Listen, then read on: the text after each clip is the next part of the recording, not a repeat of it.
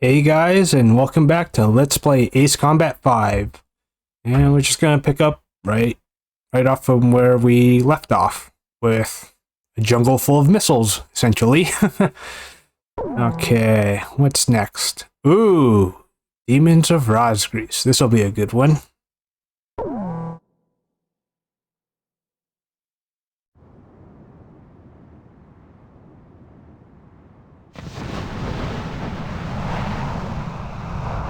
Okay, so that's another burst missile from the other super sub, the Rimfaxi. Despite the hectic mood among the staff at HQ, the start of the briefing was delayed. But the weary pilots, knowing full well that they must force their exhausted bodies back into the air once the order was given, weren't the slightest bit disturbed by the delay. Hey, what are you writing there? I just can't remember this next phrase. Here, let me see. Hey! The princess couldn't feed the dove that day. She was too sick. May I take a look? Rosgrease. The demon of Rosgrease got her, right? You know the story? The demon from the North Sea. I remember. My grandma used to tell me bedtime stories about it. And every time she did, I'd be too scared to go to the bathroom in the middle of the night. Settle down, people.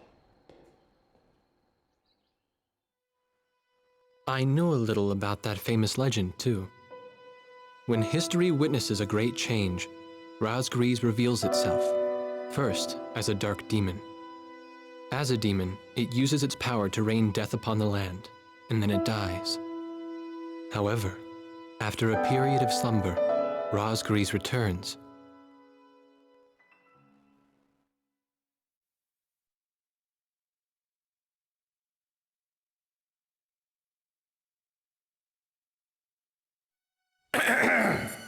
Gentlemen! Excuse me, Colonel. This is an absolutely vital mission to us. As the staff advisor sent from Central HQ for this effort, I'd like to explain it myself. The Osean Army is planning a vast offensive with the ultimate objective of occupying the capital of Yuktobania. If this operation succeeds, it will end the war in very short order. However, the Yuktobanians have attacked our beachhead with ballistic missiles from the Rimfaxi, a Sinfaxi-class submersible carrier stationed in the icy waters of Rosgrease Straits. Fortunately, our ground forces had already completed attack preparations, so despite the missile attack, the offensive began as planned.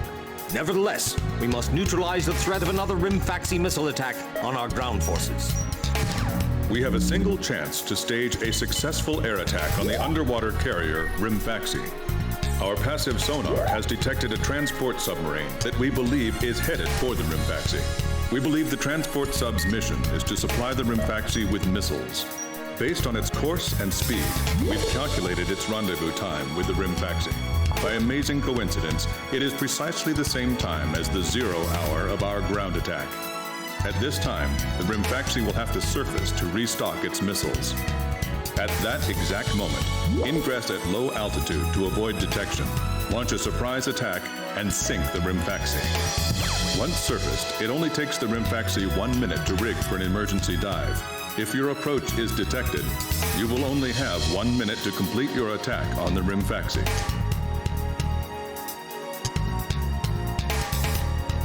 Okay. So we have to be quick about this, or at least quick and subtle about this. Now keep in mind, there won't be any support from Arkbird this time around. This mission rests solely on your shoulders. The entire ground offensive is relying on this first surprise attack, so don't disappoint us. I want you to turn the icy Rosgrease Straits into the enemy's graveyard.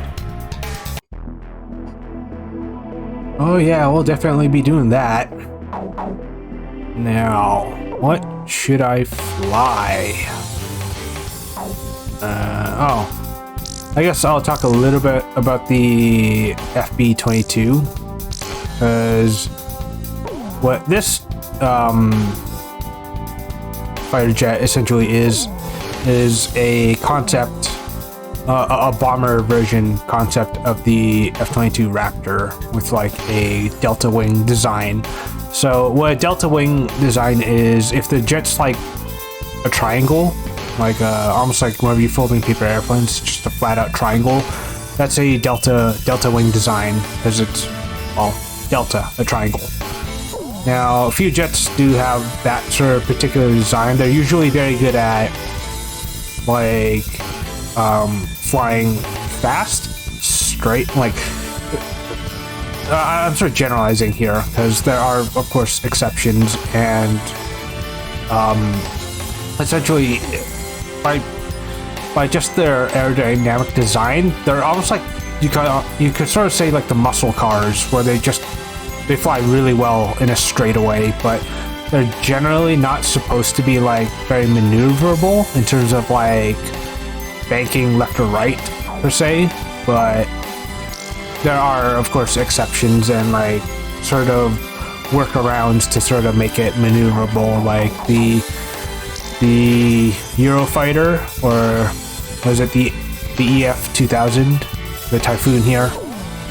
That's a delta wing, but thanks to the flaps in the front, that helps with its turning. Oh, and another point I wanted to make about the F-22 is I finally remembered what EMD stands for. So EMD stands for Engineering and Manufacturing Development Phase. So yeah, the EMD phase paint design is this. So there you go. That's what EMD stands for. And okay. You know what? Just to even the grounds, maybe I'll fly the Falcon here. Yeah, I'm going to go with blue. Like, you know what? I'm going to show you guys the most. Maybe not. It's not quite the most OP loadout in terms of like the jets in the game, but it's probably the second best thing until you can equip everybody full of Falcons. As you can see, I only have 2 because the Falcon costs about like 485,000 credits in this game. So you're gonna have to beat the game a few times before you can afford 4 Falcons for your teammates. So I'll go with that. She can go red, sure.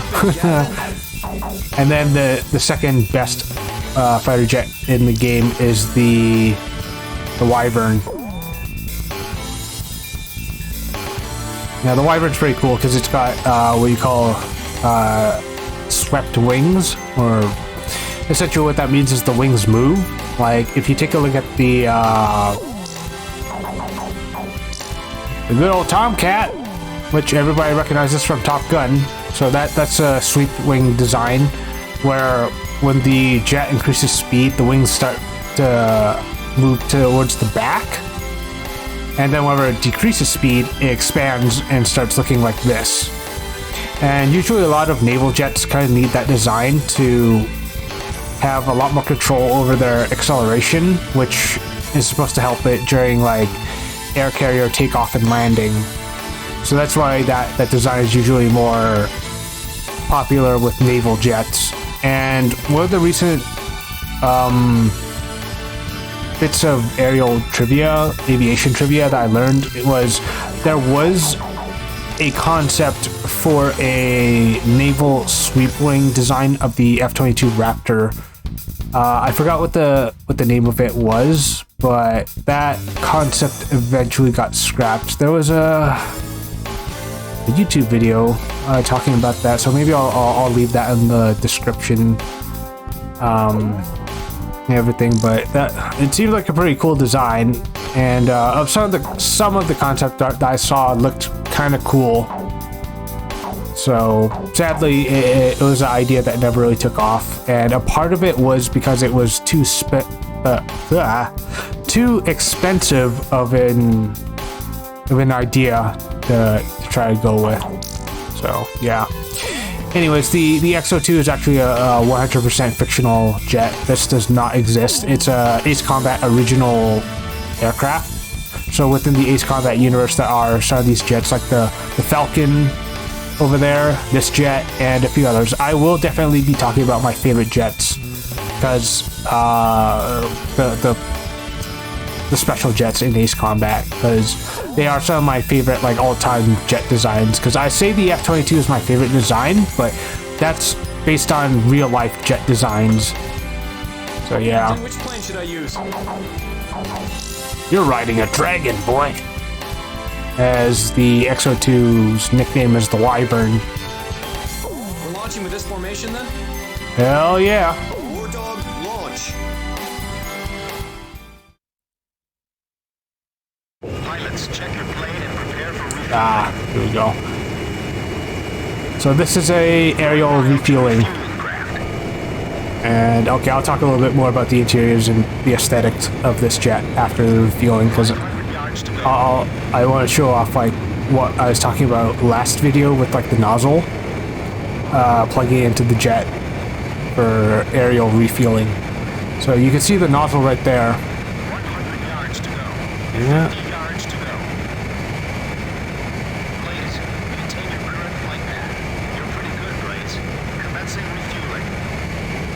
Okay, and you can see the nozzle plug in right there. Okay, so for the Falcon here, that's where the nozzle is. But the Raptor, if we're talking about the EMD phase version, it's like right at the center of that shield-looking marking on the center of its back. So I just like that design a lot more than the mass production versions of the F-22. Stay at low altitude and fly towards the submarine fleet. You are restricted from flying above 1,000 feet. We can't risk having our surprise attack detected. I'm getting chills. This northern sea is where the demon of Rosgreaves came from. Rosgreaves. There's no way that could have been the Rosgreaves. Hold your chatter. Commencing calm-out procedures shortly. Maintain radio silence. Guess I'll cut off the mic and try talking to myself. Okay, so the unique thing about the Falcon here is you see those little dots right there? Those are supposed to be cameras, which explains the interior of the jet, because each of those cameras acts as a screen for the pilot to look around in like a full-on 3D view. So this is like the most futuristic like jet within the game. And the special weapon is a TLS, which means it's a tactical laser system. I believe that's what they designate TLS as in this game. And whenever you switch it on, you can see the internals shift, which is pretty cool. Like, this is where things start to enter the whole Macross and Robotech anime references and everything, as it hits into like sort of that kind of level of like sci-fi. Like really crazy Japanese anime-esque sci-fi. I love it. Oh boy. Okay, let's speed things up here. It's probably gonna be my last video for this session too, which will be a total of like 6 videos I've done today. But yeah. This is Lieutenant Colonel Mitchell, the advisor to HQ. That picket submarine just sent off an enemy detection notice. This is gonna happen inevitably. It's scripted. There's no way for you to avoid it. Anyway, I'm gonna start talking now. Enemy planes, halt all resupply operations. Enemy planes? We're still in the middle of our mission. Okay, no arc bird, so no laser, except for ours. 30 seconds to Rimfaxi dive. Halt the resupply. Prepare for immediate... Most OP weapon in this game, by the way, guys. It's basically like... I never did it myself, but it's almost like when kids usually use magnifying glasses to just burn ants. It's kind of what the equivalent of that is in this game.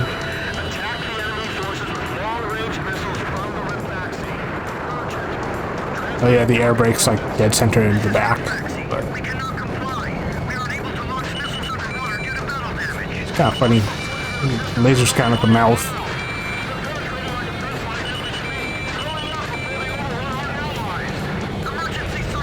Oh, Jesus! I can say, woman, you're gonna freaking get me killed.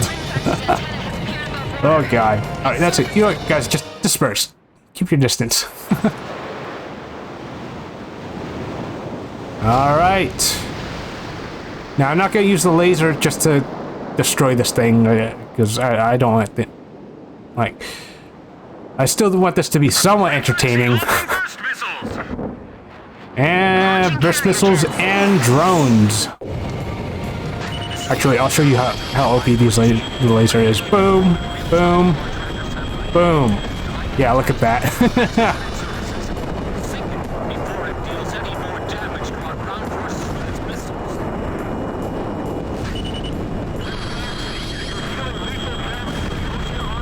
Yeah, so now you guys can see how OP the TLS can be in the game. So I'm not just gonna sweep this boat.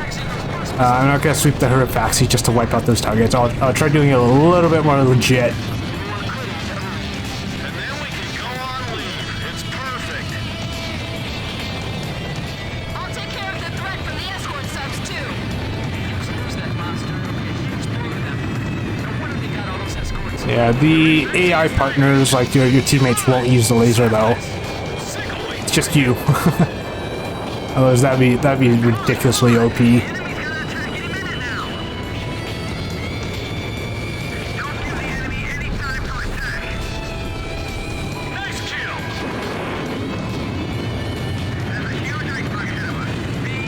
Ooh, it's a good nick.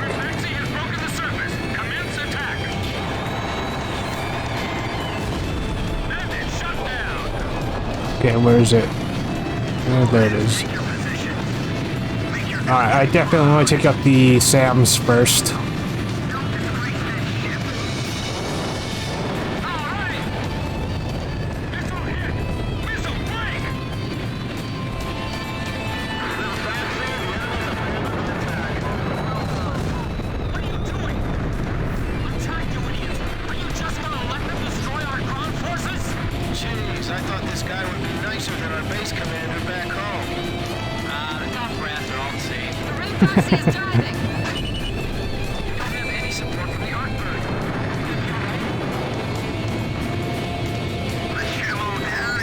No, we're not going to need any support from the Arcbird.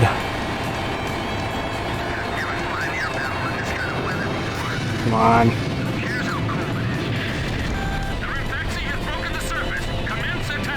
Yeah, where is it at? There it is.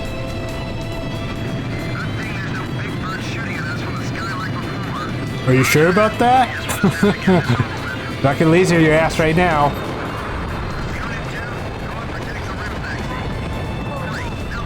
Okay, there's definitely turrets that are hitting me.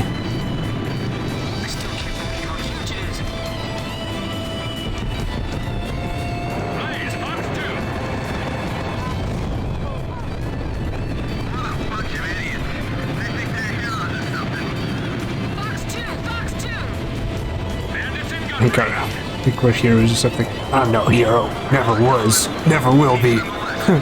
Good old solid steak.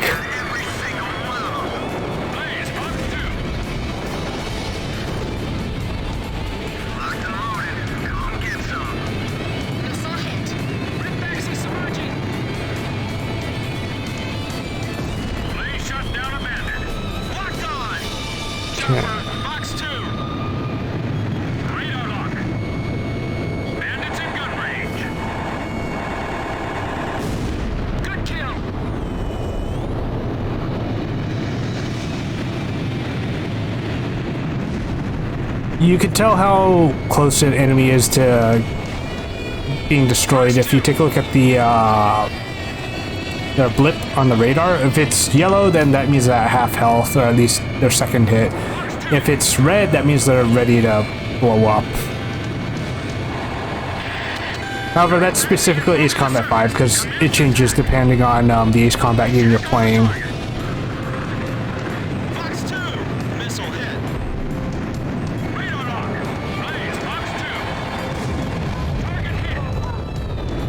Yeah, see, you can see all yellows on the Rimfaxi there.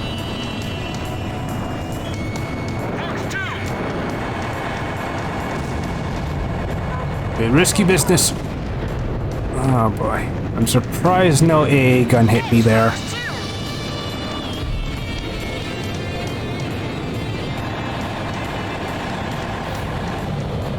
Which is actually kind of funny now that I think about it with like AA guns, because like I remember playing Metal Gear Solid 5 and there's this one mission. This is a side op. It's specifically Metal Gear Solid 5 Ground Zeroes, and in the side op, your job is to sabotage enemy AA guns so that fighter aircrafts can come in and bomb this,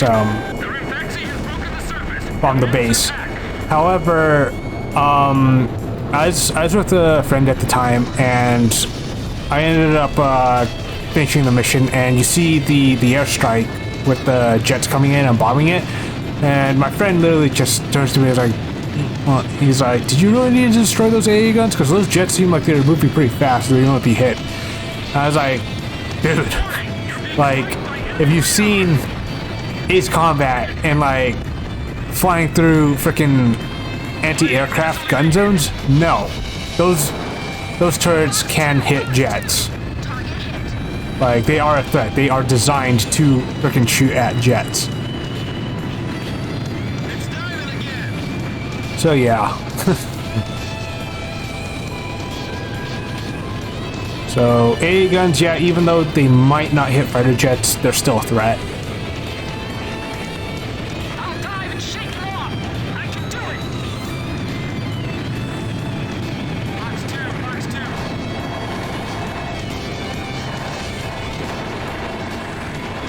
Target hit. Nice kill.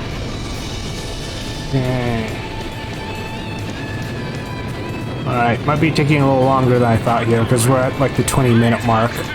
So maybe I should stop playing with my food a little bit here and actually finish the job. Box 2. Missile hit. Because surprisingly, I've noticed that the Rimfaxi hasn't fired any of its burst missiles yet, so I think that's... we hit the next phase of the fight, so I might be doing this a little bit too slow. Messing around a little bit too long. The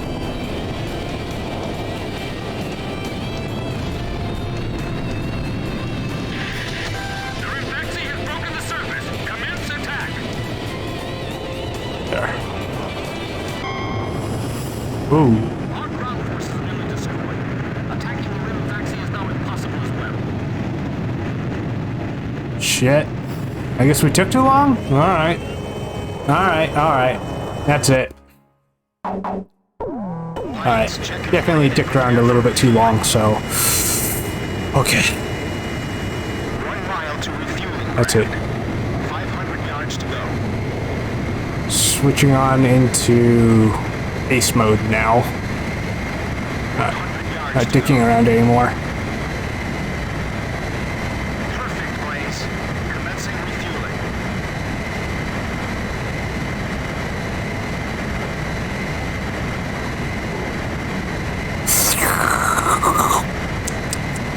Yep, just gotta suck up that fuel.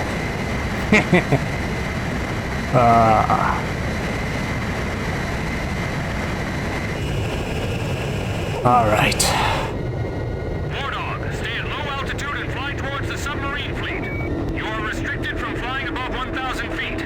We can't risk having our surprise attack detected. I'm getting chills. This northern sea is where the demon of Rosgreaves came from. Rosgreaves. There's no way that could have been the Rosgreaves.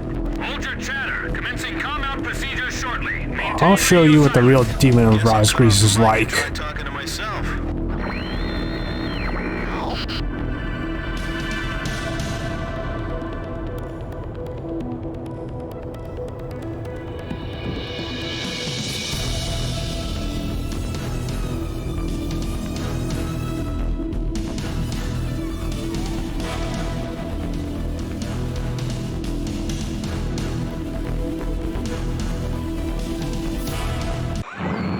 Okay, right on cue.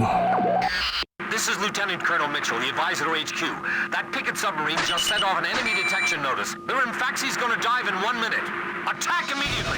Hey, our cover's blown anyway. I'm gonna start talking now. Enemy planes, halt all resupply operations. Enemy planes? Alright. We're still in the middle of our mission. Damn it. Enemy, come on now. Damage status on enemy sub unknown. Those bastards are diving! This is Submarine Squadron Command. Emergency report from our ground forces in the front line. The enemy is undertaking a large-scale offensive. Attack the enemy forces with long-range missiles from the Rimfaxi. Okay, come on. Okay, hit the 25-minute mark so I could see this bleeding over a little bit here.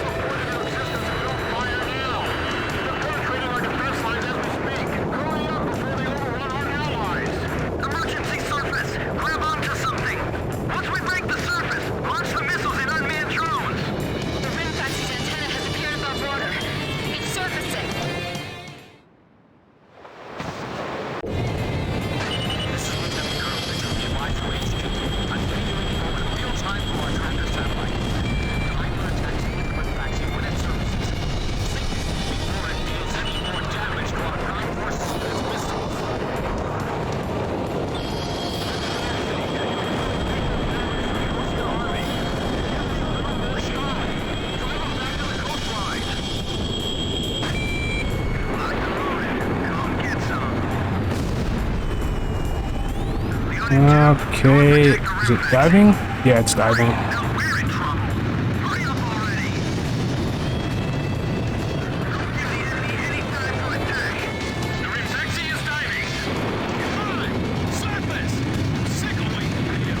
I second that, Chopper.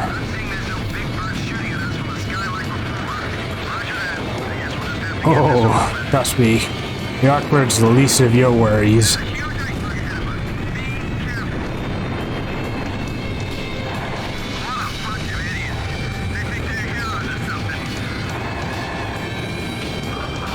No, I'm no hero. I'm just gonna be the guy that's gonna kick your ass in a moment here. Just you watch.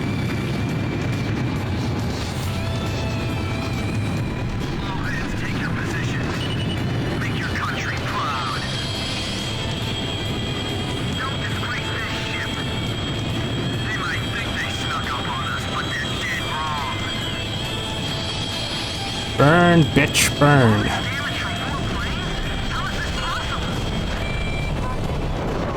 Yeah, eat that, asshole. Looks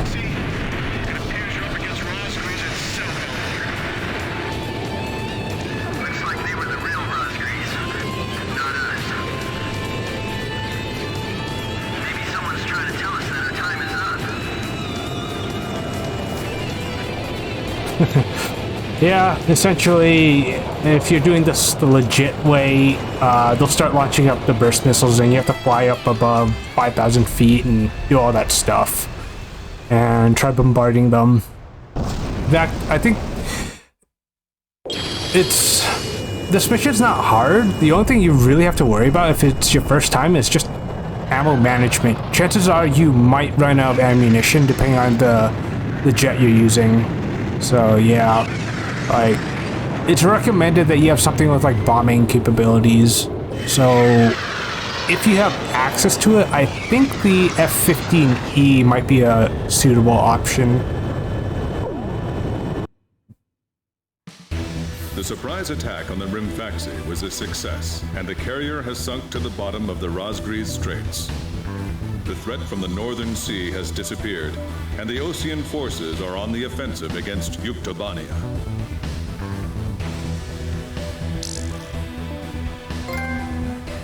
Oh. What? Oh! Damn. If I recall, I think that is the trophy you get when you get a perfect on a perfect rating on all of the aerial refueling. I never knew that that was a cumulative thing, because I'm pretty sure there's more than one aerial refueling in this game, and I thought you have to be able to get perfects in one playthrough. I guess not. So, alright, I'll take it. Okay. Me? Evans. The ace pilots who sunk the enemy submarines are right over there. And I'm the person you want to interview now? No, it's not that. It's just that I heard you used to be a fighter pilot yourself. I just fly freight planes for the maintenance crews now. The captain, Captain Bartlett that is, said it was time for an old man like me to quit trying to compete with the young guys. Talk about a lack of respect. Where did you meet Captain Bartlett? We were both shot down and we bailed out behind enemy lines in the last war. We got through the bullet-ridden battlefield and made it back to the Allied front line. I tell you, it was tough getting the Army to believe we were on their side. Shut down? You two? Hey, it was a long time ago. Everyone makes mistakes, right? Oh, no, I didn't mean it that way. Even if you're not flying with those pilots, your age and experience provide a lot of support for all of them. I just wanted to tell you that. I've seen that you really listen to what they say, and you always have helpful suggestions for them. Well, thank you. I think they're all going to need you, now more than ever. I'll do what I can. These people, it's like they're walking on a tightrope that could snap at any second. They're going to reach their breaking point sooner or later. Yeah.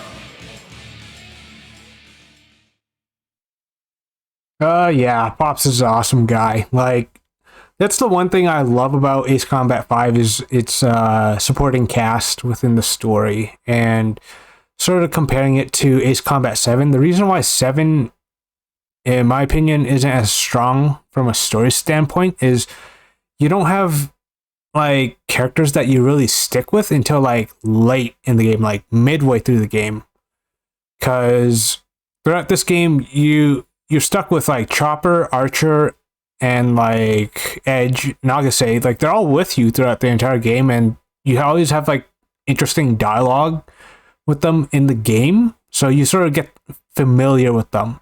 Ace Combat 7 doesn't have that. You literally just have your starting crew, but then you end up like moving to like a different crew, and then you finally end up with your like final crew, which you are stuck with throughout the rest of the game. And your quote-unquote wingman that you sort of meet like maybe a third through the game is kind of annoying at the most part. Like, I found him really annoying. By the end of it, I was like, okay, I guess I'm just used to you now, which is like, you're a lot more tolerable. But 5, yeah, you definitely love like the supporting cast. 0 has like a great wingman, I'd say. Like, there, you said you have 2 wingmen that you end up like dealing with. So that's the reason why I say 5 is the best in terms of like story and like its cast of characters.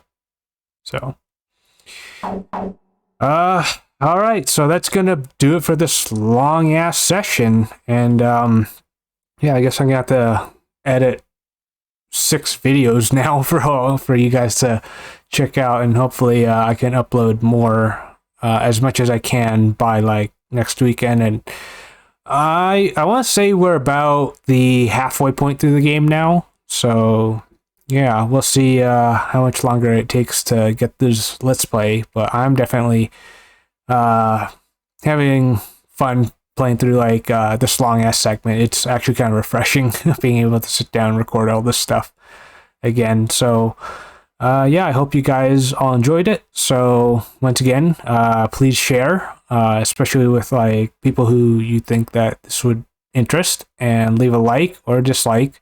Absolutely comment and let me know your thoughts and give suggestions or correct me if I was wrong on something. And if you think I've earned it, then subscribe. So I'll catch you guys all next time. See yas.